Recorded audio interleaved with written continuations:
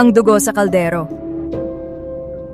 Sa gilid ng lumang kalsada sa San Roque, nakatayo ang isang kainan na tinatawag na lutong bahay ni Aling Bebang.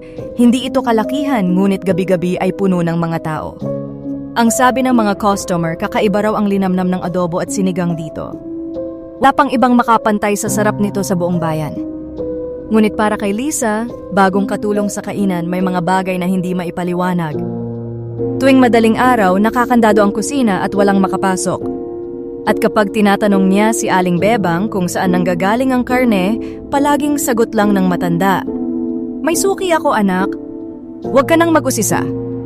Isang gabi, habang nagsasara, naamoy ni Lisa ang matapang na singaw mula sa nakakandadong kusina.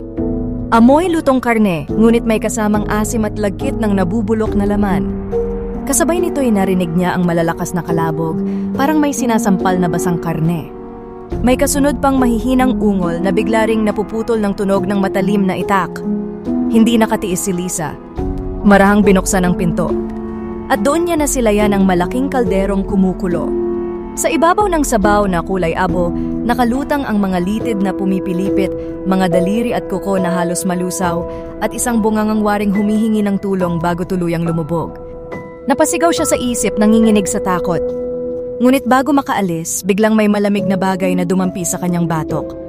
Hawak ni Aling Bebang ang itak, may matang mapupula at ngiting wala ng kaluluwa. Alam mo na pala kung saan nanggagaling ang sikreto ng kainan natin, bulong ng matanda. Ngunit bago pa siya mapigilan, inagaw ni Lisa ang itak at paulit-ulit na isinaksak sa dibdib ni Aling Bebang hanggang sa ito'y tuluyang gumuho sa sahig. Hingal na hingal dumila si Lisa sa tumalsik na dugo at napapikit sa sabik. "Ito ang hinahanap ko!" Bulong niya, sabay hila sa bangkay ng matanda papunta sa kumukulong kaldero. Isa-isang nalaglag ang mga parte ng katawan nito sa sabaw, naghalo sa mga naunang laman. Kinabukasan, si Lisa na ang humarap sa mga customer. Walang kamalay-malay ang lahat na ang inihahain sa kanila ay mismong katawan ng dating may-ari.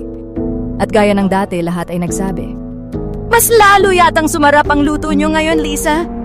Sa bawat papuri, lalo siyang napapangiti dahil siya na ngayon ang bagong tagapag-ingat ng dugo sa kaldero.